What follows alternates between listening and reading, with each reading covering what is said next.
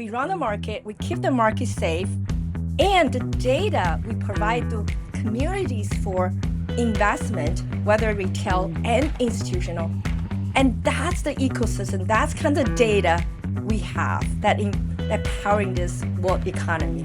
And this is like, if you're talking about data, this is like incredible data asset we have.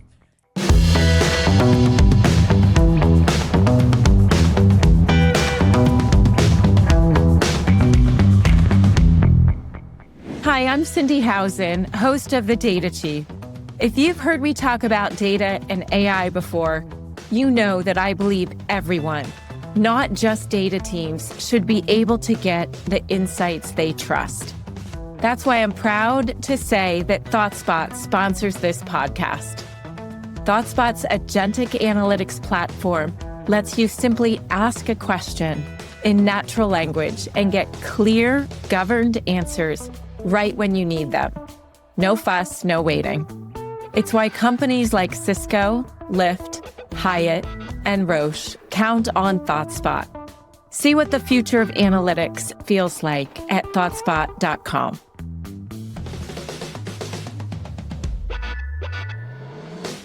Welcome to The Data Chief. I'm your host, Cindy Housen.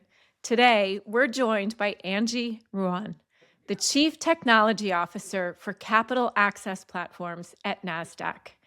Angie has led platform modernization and digital transformations across companies like eBay, PayPal, American Express, and now she's helping shape NASDAQ and how NASDAQ uses data to power the future of AI and innovation. In this episode, we'll talk about why NASDAQ is so much more than a stock exchange, what Angie is seeing across both the private and public markets, and the leadership lessons she's learned along the way. Angie, welcome to The Data Chief. Hi, Cindy. It's my pleasure. So excited to have this conversation. I am too. And now, Angie, I'm picturing where you're joining us from and the amazing view overlooking Times Square. What's it looking like out there now? Oh, incredible. Okay, so just imagine New York, imagine Times Square, imagine the iconic NASDAQ board. I'm actually sitting on the 10th floor in that. And underneath this floor, this building, it is where every day the market close, market opening bell ceremony happens. So of course, right now it's cold, it's snowing outside, but I've already feeling the excitement of the market and the world economy. So that's how crazy it is sitting right here at this moment. Yeah, the epicenter of a lot of power, a lot of wealth, a lot of excitement. And of course, you know, I love New York. Angie, you started your career as an engineer. Like, okay, from engineer to CTO, product leader, did you ever imagine this is where you would be?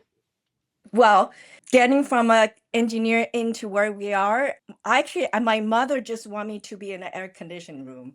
And that's why I ended up to be doing computer science, because I actually wanted to be a scientist or a mathematician where I can be in the lab and doing some research work. And my mom said, why don't you go to computer science? That's just science, but you got to work in the computer lab with air condition. So I ended up to be here totally by accident. Of course, with all the things we can talk about, how did I even get here that I could not even imagine when I was a little girl. Yeah, and so that's a simple goal from your mom. She must be so proud. She is. And as an engineer, how has this shaped the way that you approach technology and data? So as an engineer throughout my entire life, we're trying to solve problems. And the way we're solving problem by understanding what it is and using the tools and time fast forward to now, the best way to solve problem is with data and AI. So engineer has been, I was engineering to this process to get to where we are. So it's pretty exciting, pretty much aligned with what my entire life have been working on. I and our listeners agree. A lot of problems can be solved by data and AI, but a lot of problems are also created, let's say, by lack of vision, bad data, inappropriate problem framing. As you think about the array of companies that you've worked at, from startup to scale up, huge companies, eBay, PayPal, NASDAQ, American Express. What are some of the themes, the common challenges you faced at these? So, in general speaking, even though they have completely different business models, they have different strengths of their business models. And underneath how to make the business model to work is the technology, is the people, is operating process to combine them together to deliver that business model. And throughout all different companies, the challenge has always been part of it, whether it is um, purely technology scalability or it is how to connect what you have to the customer. And so I would say that, even though the problem space is very different, but the kind of the pattern, how to solve problem, there are similarities. It's about, technology, it's about tools, it's about the people and process to execute towards the plan of the vision. And that is very, very similar. Yeah, as always, people, product, process, and maybe the product is harder to change or the platform is harder to change than the people and processes. You're just a short time into your role at NASDAQ, relatively speaking. What is something that has really surprised you most about this role?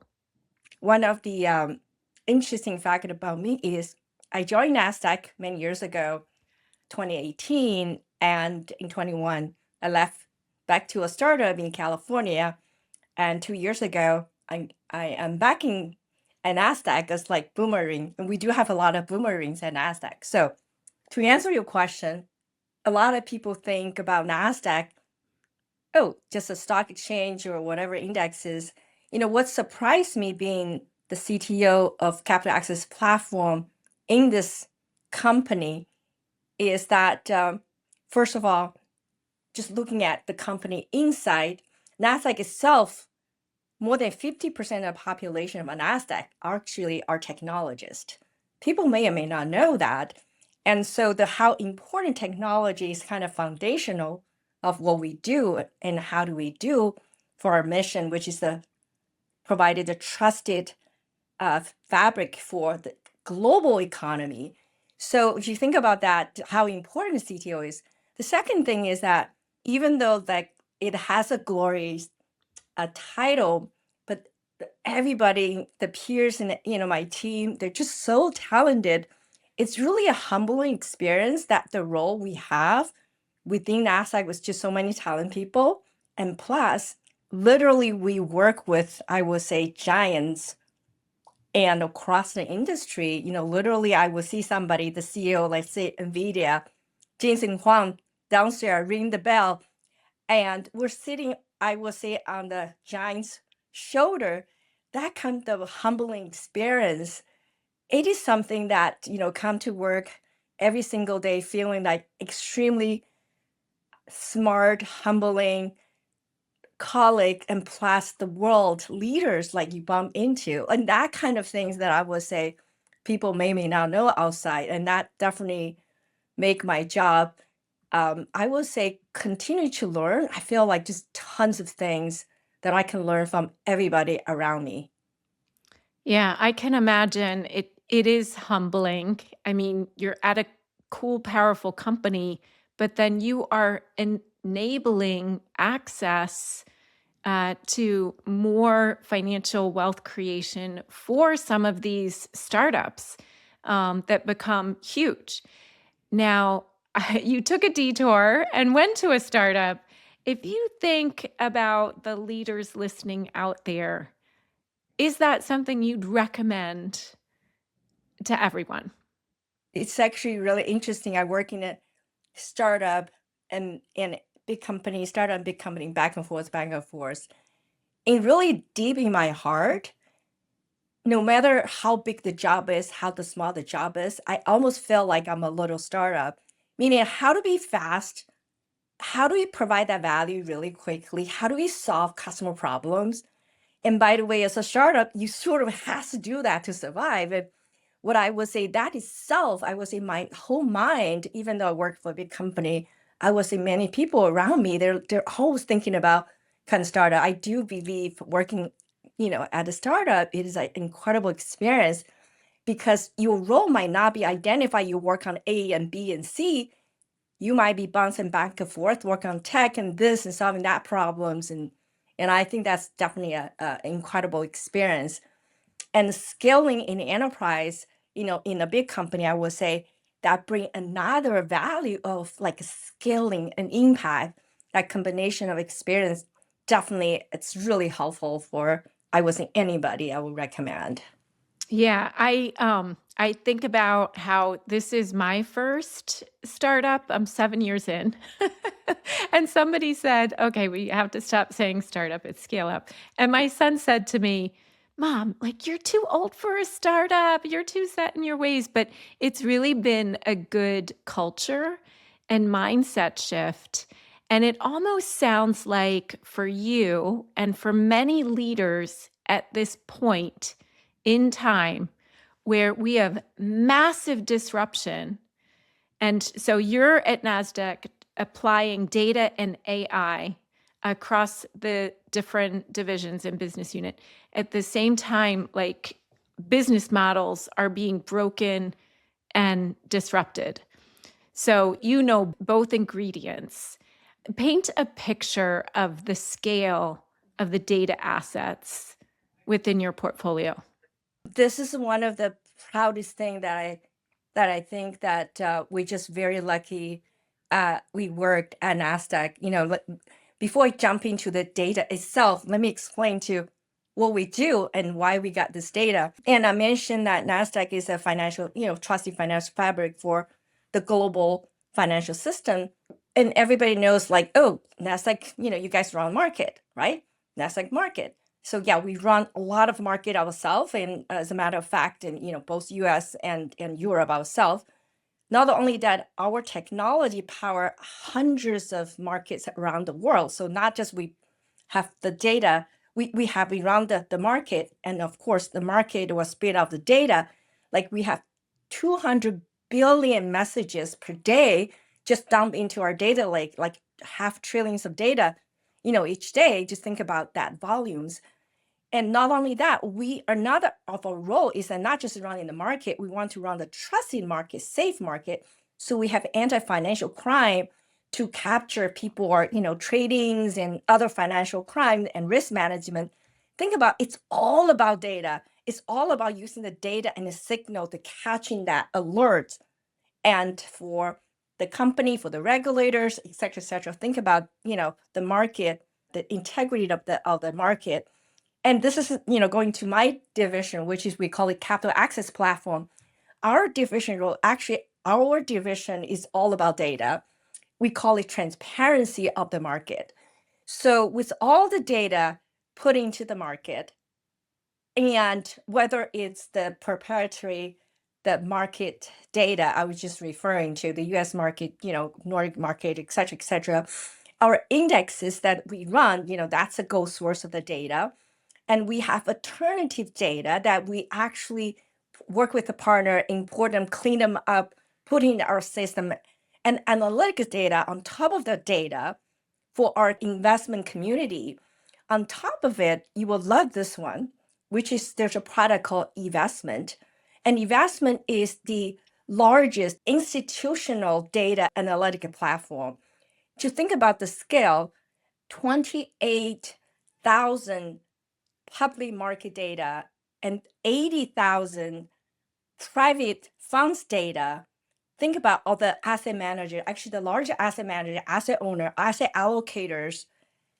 They're using our database to manage their strategy. What it really means is that it covers 90 trillion institutional assets. Think about the word economy, 90 trillion institution assets, and they're using our data platform. And for that, just think about that. We run the market, we keep the market safe, and the data we provide to communities for investment, whether retail and institutional. And that's the ecosystem. That's kind of data we have that powering this world economy. And this is like, if you're talking about data, this is like incredible data asset we have. This is like, I feel like a kid in the candy store. So it is the scale, but it also is the breadth of data sources. It's not just 10Ks, 10Qs. You mentioned alternative data. So if there's a supply chain disruption or a strike that is impacting the ability to produce chips for some of these high-flying companies listed on the exchange, all of that you're using to feed just one of your products, eVestment. You are absolutely right in here is that in our purpose, the capital access division is provide the opportunities, the capital, because this is where you as a startup, big companies, this is somebody was sharing like, what kind of data, why does it matter to me, like as an individuals, like, do you know the firefighters, do you have 401ks, all of those assets, somebody's managing them, right? How do they manage them in this ecosystem of money and investment? And they're going through our data platform, and they have the signals, they use the data to analyze how to really protect the money, and people want to save for their, for their 401k retirement, et cetera, et cetera. So incredible. I would say working in this area was just incredible, the mission driven, what we do and how we do it. Yeah, you let companies fulfill their missions, but you also let individuals and families finance education, retirement, health, whatever. It is quite powerful. Now, you made a reference, Angie, to the data coming into your data lake. What more do you want to share about the architecture? Again, this is another myth. A lot of people think, wow, you got all this data.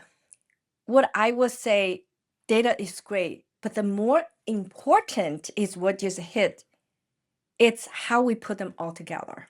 In terms of the data governance, accurate of the data, and operation efficient to put the data inside the data lake, and also putting analytics on top of it, and adding the AI capability towards the data so our customer can use them with whatever the tools they have. And so we, at Nasdaq as a whole, we have this platform strategy, and within our division, we had a unified, we call it a data intelligence platform.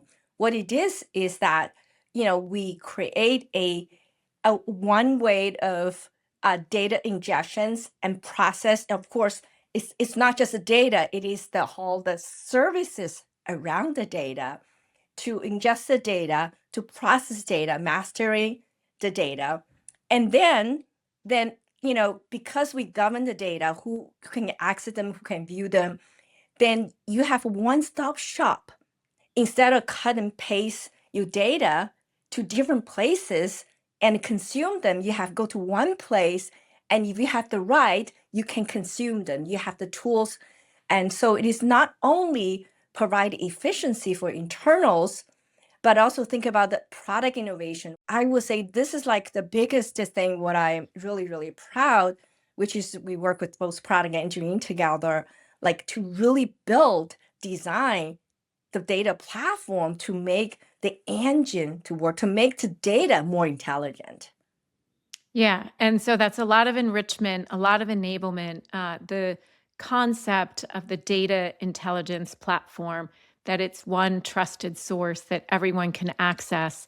Now, if you take us back in time 2 years ago and you think about how many data and AI leaders, they're on the move. So when they come into an organization, they have a mandate: modernize and get us AI ready. Where do you start? What's your playbook? One playbook is going to be listening and learn. And of course, there's a pattern, right? Okay, you need to use a data lake technology in industry. You just go there and pick all the tools. But put that aside, this is like a how. The first of all is really learning about the business, learning where the data come from, learning, listening, what is the opportunity, what is the problem, what is the strength. And that itself is so critical of that. And the other thing, what I would say foundational of any data strategy is actually cloud. I don't even know I don't talk about cloud. If you don't put a data or put the actual system in the cloud, it's much harder in terms of services and platform, let alone AI. So that's like almost like table stake. Do you have things on the data center or actually in the cloud? So of course, assuming that you have done this analysis, I think listening and learn the part of understanding going through the platform transformation is not just about the technology. This is also a process transformation. If you have a business all siloed, they don't really talk to each other. It is really, really hard. So you have to work with all the business partners to say, hey, do you have a better benefit of focus on your own business innovation where you delegate the data processing, those like mundane stuff, not a lot of value because it's a common thing, to like some team who actually is focused on solving that problem. This itself is not actually just a platform solution or strategy. It is an organization strategy. It's a business strategy. You had to kind of align. So it is quite important to work across the different product business unit to work on this together. So luckily, my partner in crime at head of product, we kind of work on this together. We see like let's bring them together. Let's think about how do we put every team should put on focus on most important thing to their business instead of everybody has to do from bolts and nuts all the Mm, way to the applications, right? And business should focus on how to bring the value, whether to the investment, to the IR, to indexes, and then delegate the data assembly to the factory, and where the data platform team can actually focus on it. So it is such a incredible, I would say, transformation, and we work on this together, actually across NASDAQ and of course within our division. So it sounds like, Angie, what you're describing, even though there's this centralized data intelligence, it's really about collaboration and enablement, and each business unit can run as fast as they want rather than sometimes centralized is the least common denominator and slowing people down. It sounds like you've balanced that agility and enablement. Did I assess that fairly? Yeah, the thing is there's no like one size fit all. Oh, everything has to be this way. So at the end, we serve a business problem, right? Walking backward, what are we trying to solve? And then how do we solve it with efficiency? There's two sides of the goal: solving business problem quickly and with efficiency, and led us into this hybrid mode of providing common capabilities that we want reliability, we want resilience, we want all the great, value for that system, and where we enable all different businesses to go fast. You go innovate, Yeah. you come to reuse them, don't rebuild them. It's already there, somebody rebuilding it already. So, and Yeah. that is incredible. And I would say, Cindy, this is a common thing across different product, different company, different culture. It is really hard to balance what is the right move, not too much like everything to platform, everything to kind of the silos. Really have to do. It's more of an art than anything else, and just a science. The direction is good, but how to execute, balance both agility and the cost and working together. It is absolutely an art. Yeah. I think it's an art, and you use the word culture. We talk a lot about culture because I also think to get that balance, it requires no ego. And because sometimes there's a degree of everyone for themselves when there is shared resources or whoever shouts the loudest. So, how do you ensure that people are doing what's best for the greater NASDAQ when it is a shared resource? Yeah, you touch the culture. One of the things why I really love working at Nasdaq is sort of like the no ego culture. And even though we have division, every time we call it one Nasdaq when we're talking about one platform. And we may have a differences in terms of how to focus on specific business delivery. There's things we call it align autonomy. There's things we align, then we provide autonomy for different individual teams or product. And it is extremely important to have that culture. Of course, there's a top down, where are we going? How do we go there? Like that top down message is, support extremely important, but really important. How do we execute and make that in real? It is that culture tied us together.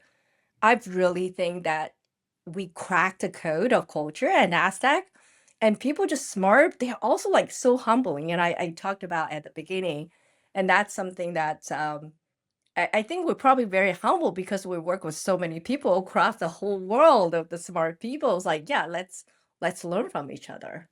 Yeah, I feel like I have to give reference to this, but like I'm picturing some of the NASDAQ team. They have their own band at your Yes. events. Brad and Dan, and I don't even know who all plays at them, but it is interesting. Yeah, talking about that, like not just the intelligent of whatever how they build the product and business models. We our NASDAQ band, it is quite famous. They play in reInvent, NVIDIA's conference, and many our events here. Incredible. Yeah, our chief CIO and CTO, global CTO, is actually the band lead. Incredible. A lot of talented people, and people love music here. Yes, very fun. I want to shift a little bit, Angie. I think one of the things that perhaps many people don't realize is the degree of impact that NASDAQ also has on the private markets. So, not just publicly traded companies. And the Wall Street Journal recently reported that the public markets have shrunk dramatically since the late 90s. Companies are staying private longer. It used to maybe be 6 years before an IPO if it was a successful company, to now it's 14 years. I don't want you to get into investment advice, but if you think about what a healthy IPO pipeline looks like, what do you see as some of the forces shaping this market? Yeah, it's incredible that we're a Nasdaq. A lot of people think we're in the public company. We're definitely sitting in the public company and the private. Of course, public company, you can trade. It's a lot of transparency and everything. However, we play so much in the private market space. And what I would say in 2026, this year, I'm still trying to pronounce 2026, and it's going to be, I would say, it's going to be an incredible year. I know in 2021, everybody knows, like, for New York Stock Exchange and Nasdaq, I think we raised altogether more than 270 plus billions. This in 2026 is going to be probably, even a bigger year. And it's going to be actually quite healthy from the perspective you just mentioned about, hey, the company seems to be taking a long time to get into IPO. As a matter of fact, and the taking a long time is a maturity. It's a source of maturity. If you look at those companies going to IPOs, and they're like $300 million a revenue or billions and stuff like that. And when they come to IPO, when they come to this market, you can see there are actually more private equity activities, which means that people are not going to IPO because they need money to do their normal operation. It is actually a liquidity event for the early investors, early employee to get money. So, which means that the company already mature, it is not like they need money to actually grow. So from a lot perspective, the current IPO market from the maturity in the plus front, if you look at how tons of AI technology, and last year we had a government shutdown, so a lot of great company had paused, the IPO, of course, paused not because they paused it, because they couldn't file the whole process to get into 2026. And we also expecting maybe some huge mega IPOs coming in because they're just incredible company that they really disrupt, you know, what's the future. If you look at the aerospace, the AI infrastructures and the energies and everything, and plus some emerging markets such quantum and stuff. So quite exciting. 2026 is going to be a quite exciting year, I would say, for I think IPOs. so too. I think so too. And there is, yeah, so the rules have changed. I feel like 10 years ago, Series C, then IPO. And now we're having Series E, Series F, Series G, longer time. AI is definitely on everyone's mind. How much do you envision that there is a bubble? Have some companies over invested? Infrastructure is a very interesting space that there's a concern that the models actually will get more energy efficient, and maybe we shouldn't be pursuing all these infrastructure projects. What do you think? This is a really, really interesting topic. A lot of my friends, hey, should I hold this stock? Should I sell it? Of course, the AI stock. So let me give you my perspective. This one is a personal perspective. Another is like using data. This is the data podcast. So personal experience. Just think about me as an engineer. My teams are engineers. What AI tool had really transformed my life is really day and night. Then let's talk about at home. My husband sometimes talk to ChatGPT or whatever the AI tools more often than talk to me because sometimes that provide a better conversation in solving the problem. And just personally, just think about how AI has changed our life. I just want to say, what does that mean? Now let's use some data. This is like emotion, right? Let's use some data to see like is AI a bubble? Is a company a bubble? So let's use the data, from the financial data perspective. You're going to start with, hey, are the company making money? So 95% of the S&P 500 company declare that they're actually going to have better earnings. So at 16%, think about that, 95% company.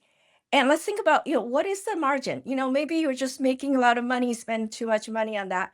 When you look at the margin right now, the margin in the average is at 11% versus 7% during the dot-com time, meaning that, oh, wow, the margin is pretty good. All right, let's look at another number, and that's even more important, such as in the last 4 years, in terms of, we call it return of equities, right? Mhm. Return of equities, looking at those companies, it's at 18%, which is the highest in the last 35 years. And let's see, maybe people just borrow money and creating a lot of debts for the future. So there's a thing called debt to equity metrics, financial health, part of financial health. When you look at that particular number, and right now it's 100% of the debt to equity number. In the dot-com bubble, is actually that number is double of that. So when you look at all different metrics, from the earnings, the margins, the return of the investment, and debt, all those metrics looks like incredibly healthy. So of course, I'm not a financial advisor or anything. When I see the number, it's absolutely not a bubble. It's a very healthy financial numbers.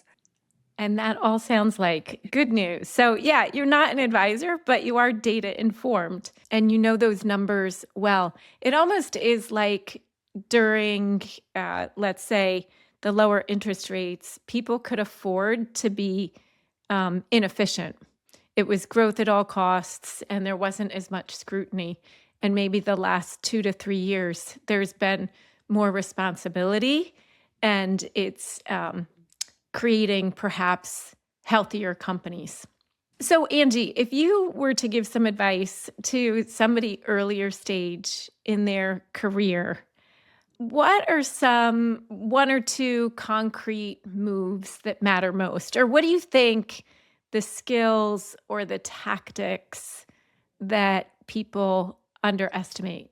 Well, I would say there are two skills that are super, super important. And number one is that curiosity. The Mm, world is going to change so fast. It's going to change even faster, as you probably know. Being curious, continue to learn, it is so important. Or, a lot of people call it agility, adaptability. I would think is really, really important. How to adapt for the future, how to learn. The other thing is a combination of communication and working with others. It's not about how smart you are, how fast you learn something, but if you cannot articulate your perspective and influence others, and it's really hard to maximize your value. If you cannot work with others, because the world is mix of people, and that skills of communicating as well as working with others, those two skills are fundamental, whether you work on technology or any other field. I would think as a new entry to this world, a lot of things will be disrupted. But keep these two things in mind to continue to learn and continue to make better communicators and working with each other, and you're going to go somewhere. yeah, so curiosity and communication. I love both of those. I'm going to test something on you that I recently read in the Wall Street Journal. And I often have said critical thinking is another skill for people to pay attention to that AI cannot easily replace.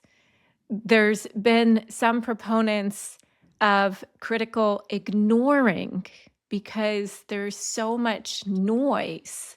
So even before you go into thinking mode, it's recognizing what to ignore. What do you think? Is this just a cute concept or is this something we should all be practicing? I love this concept. I think as a part of sort of a logical engineering mind of me, there are a couple of things that we use to relate to this. It's remove noise. Mm, And mm. so you could plus, you could minus, they're all equally important. This is about a minus. If you have a noise, you got to minus, you got to reduce, like almost like a priority. You have 10 things, you're not going to get all of them down. You how to really remove the low important and focus on one and two things that are most important. I do think this critical thinking and focus on something important, not focus on something else, it is extremely important. I love that concept. Yeah. Okay. Good. We're gonna think about this. I don't know. It caught me by surprise. It's like, oh, I have to reflect on that. All right, Angie. We've covered a lot about Nasdaq, your career, tech. Let's shift to a fun lightning round. When you're not working in AI and high stakes trading, what do you do for fun outside of work? Besides watching movies and stuff, I love to run. I run in Central Park every week, and I take dancing classes. And I love to cook. It's a form of meditation for me. Oh, that's a lot. So, what kind of dance? I've been taking ballet dances, and recently, and of course, in the Upper East Side, and recently, I experiment the hip hop dance like Alvin Alley. So it's fun. So anything, as I'm just trying to learn, That make is make fun. the music and body move. Yeah, and favorite meal to cook? I, in general speaking, I do a lot of Asian, Japanese, Korean, or Chinese. But I do love explore other things. And recently, I've learned how to make a Spanish paella. So that was my Oh, favorite nice. recently. So Good. Yum. How about somebody that has inspired you? Could be famous or not famous. has inspired me. So I just every single day, there's so many people. The usual suspect, whether it's Maria Carey, who is the Nobel Prize winner, was a childhood heroes. Of course, later on, Steve Jobs, even Elon Musk, Adina Freeman, or a lot of my sponsors, whether it's Brad Peterson or James Parisi and, Scott C's, a bunch of folks that I work with and people, I would say that probably there's a fundamental person that actually helped me and grown up and create this core value is really my mom. My mom is actually Catholic, but was born in China, but really Catholic until I didn't know that she was Catholic until she was immigrated to the United States. And the kind of the personality and how she formed me and also couldn't share her Yeah. identity until she immigrated to the United States. And something that I'm always like, I want to work hard. I want to be like my mom. I want to be, I think that's, she inspired me besides getting me to the computer science, which is great, great career move. Yeah, that's so beautiful. No, that took a lot of courage of your mom when she had to hide what she believed and to move here as well, like to uproot and change cultures. It's a lot. On that note, Angie, a final question. You can choose depending on your mood in the moment. Either something that you have accomplished in the last week that you are super proud of, or what are you most grateful for, maybe beyond the obvious of health, your mom, of course, and family? I think I'm so grateful of I would say the learning part of, I think this probably touching two part. And last week, because of this podcast, by the way, I'm like, how do I make sure that I presented the information properly and all those numbers? So a lot of those numbers, by the way, they're all public available. So I asked him, can I could fit into any models? So I fit into Notebook LLM and just talked to the Notebook. Hey, it's incredible. Almost like there's a little podcast on the side. So Notebook LLM and give me a bunch of information. And I did experiments on the Manus. Manus, the new company that Meta acquires. I created a bunch of agents and doing a bunch of things. To me that I'm just so grateful. I'm just so grateful we're in this stage that we're able to do so many tools and assets to help you to be smarter, fun, and this is really a fun time in life. So I'm just really grateful with everything we have. Yeah, and you just named one of my favorite apps as well. It's pretty mind-blowing what it can all do. Angie, thank you so much for being on The Data Chief and sharing both your inspiration and your experiences, your wisdom. Thank you very much. It's a pleasure, Cindy.